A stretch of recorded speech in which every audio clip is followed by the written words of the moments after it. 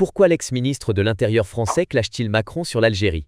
Alors que des tensions persistantes ponctuent les relations entre Paris et Alger, les récents propos d'Emmanuel Macron sur l'Algérie ont déclenché une nouvelle tempête politique. Aujourd'hui, on va décrypter cette polémique en revenant sur les accusations de Bruno Retailleau et Nicolas Dupont-Aignan sur la manière dont la France gère sa relation avec l'Algérie. Alors pourquoi ces critiques marquent-elles l'échec de la France à coopérer efficacement avec l'Algérie? On vous explique tout. Salut à tous, j'espère que vous allez bien. C'est donc le sujet à la une des actualités du jour.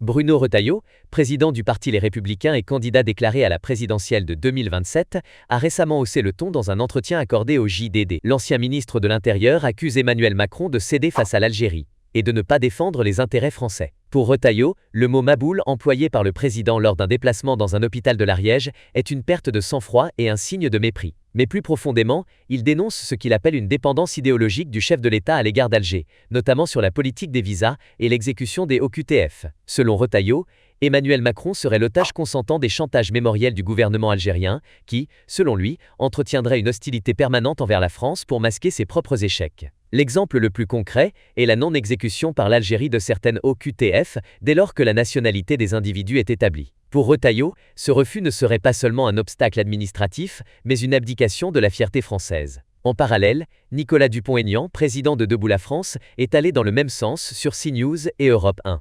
Il a dénoncé le renversement des valeurs, incarné par Emmanuel Macron lorsqu'il qualifie de maboule ceux qui veulent défendre l'intérêt de la France. Selon Dupont-Aignan, la France devrait protéger ses citoyens et faire appliquer la loi, y compris sur la question des étrangers sous OQTF, et non céder à une rhétorique polémique. Les critiques de Retailleau et Dupont-Aignan se concentrent également sur la politique mémorielle de Macron. Pour eux, la repentance française et le rappel des crimes de la colonisation de 2017 constitueraient un levier idéologique qui limiterait la capacité de la France à agir avec fermeté dans ses relations avec Alger. Mais derrière ce discours, ce qui est frappant, c'est que les deux hommes passent sous silence les efforts concrets et mesurés de coopération sécuritaire et migratoire initiés par Paris. Retailleau propose même un rapport de force fondé sur la réciprocité. Il estime que la délivrance des visas doit être proportionnée à la coopération des pays d'origine sur les réadmissions.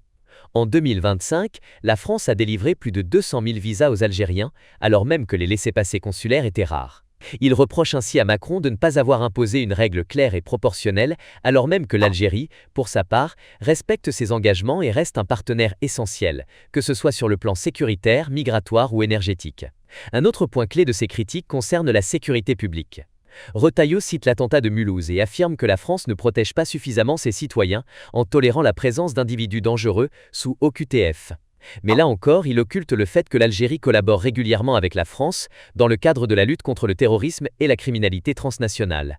La coopération sécuritaire algérienne constitue un atout stratégique que certains acteurs politiques français semblent oublier dans leur argumentaire politicien. Enfin, les accusations de Retailleau vont jusqu'à remettre en cause l'accord franco-algérien de 1968 qu'il juge déséquilibré. Selon lui, c'est la preuve d'un échec diplomatique de Macron et d'une faiblesse de la France sur la scène africaine.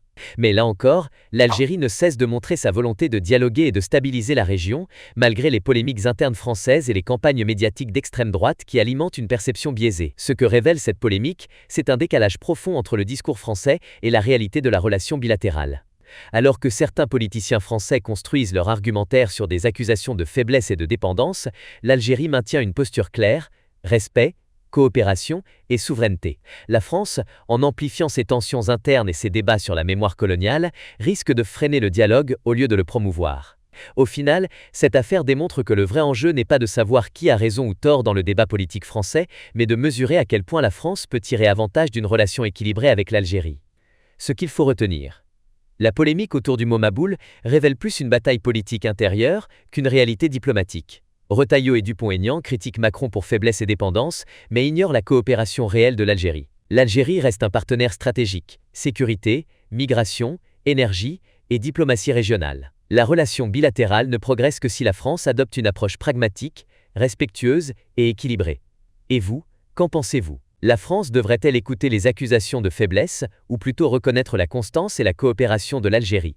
Dites-le moi en commentaire. Avant de passer à l'actualité en bref, n'oubliez pas de liker, partager et vous abonner pour ne rien manquer de nos prochaines analyses et décryptages de l'actualité. On commence avec cette actu sur la lutte contre la fraude économique en Algérie. Lors de son rendez-vous avec la presse, le président Tebboune a révélé des pratiques inquiétantes touchant le commerce extérieur. Selon lui, 350 millions de dollars de recettes d'exportation n'auraient pas été rapatriés dans le pays, révélant un système de fraude sophistiqué qui menace la stabilité financière nationale. Le président a expliqué que le mode opératoire a évolué.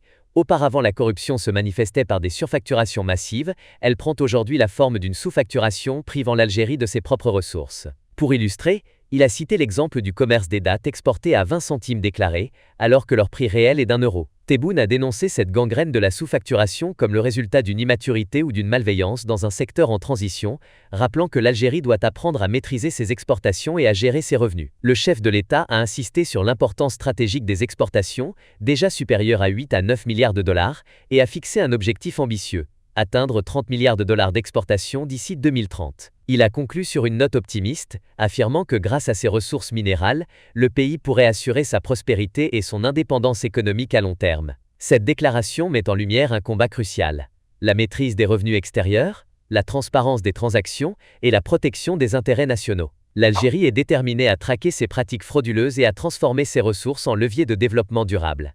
Deuxième actu, le président Tebboune affirme que l'Algérie ne vendra plus ses matières premières brutes. L'objectif est clair: exploiter et transformer les richesses nationales, du phosphate au zinc, du plomb à l'agriculture, pour créer des emplois et générer de la valeur ajoutée directement sur le territoire. Selon le président, transformer une tonne de fer brut en rond à béton illustre cette logique. L'Algérie possède encore de nombreuses ressources inexploitées et la priorité est de les valoriser avant toute exportation. Le projet du phosphate intégré de Bled El Hadba illustre cette stratégie. Production d'acide phosphorique, d'urée, d'ammoniac et d'engrais à forte valeur ajoutée. Les unités entreront en service fin 2026 ou début 2027. Le président insiste sur l'importance de préparer l'économie à l'arrivée de 250 000 jeunes diplômés chaque année, qui seront intégrés dans différents secteurs. Le gouvernement crée un ministère dédié aux mines, afin de mieux exploiter les gisements et soutenir les programmes dans les hydrocarbures. L'exploration offshore et dans le sud est prévue, tandis que le secteur pharmaceutique, déjà capable de couvrir 80% des besoins nationaux,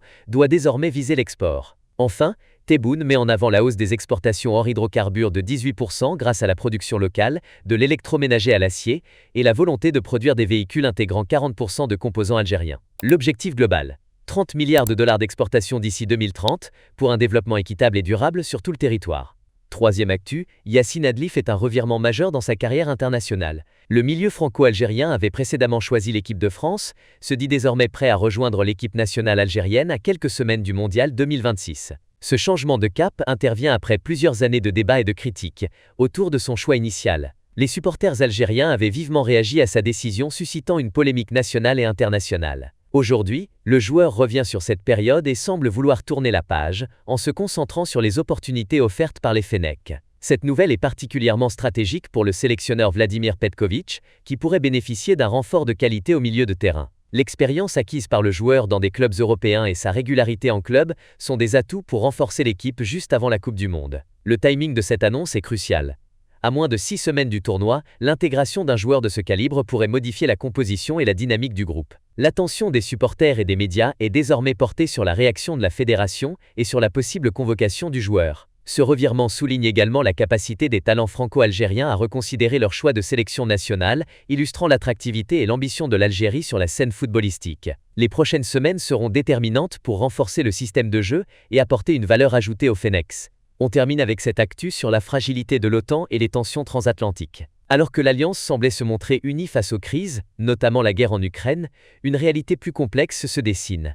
L'OTAN fonctionne avant tout comme un instrument dominé par les États-Unis. Ces derniers concentrent la majorité des moyens militaires, des budgets de défense et des capacités de projection, ce qui leur confère une influence prépondérante sur les orientations stratégiques, de la gestion des relations avec la Russie à la posture face à la Chine. Cette domination n'a pas toujours été critiquée.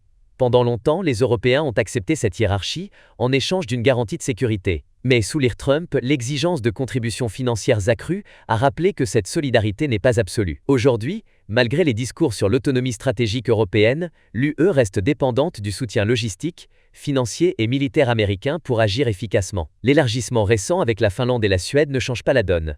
La sécurité européenne repose toujours largement sur Washington. L'OTAN, loin d'être un simple espace de coopération entre alliés égaux, apparaît comme une architecture hiérarchisée où les marges de manœuvre européennes restent limitées. Alors, pensez-vous que l'Europe devrait chercher une autonomie militaire totale indépendante des États-Unis? Dites-le moi en commentaire. Merci de nous avoir suivis jusqu'au bout, prenez soin de vous, et à bientôt dans une prochaine vidéo.